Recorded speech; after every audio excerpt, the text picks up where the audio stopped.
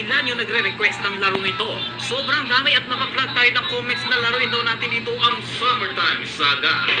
May mga nagsasabi na sobrang ganda daw na itong larong ito. At mabuti pa guys, alamin natin for today's video. Ang video na to ay rated as PG. Striktong patnubay at gabay na magulang ang kailangan para sa mga batang manonood. Kailangan pa natin ilagay yun.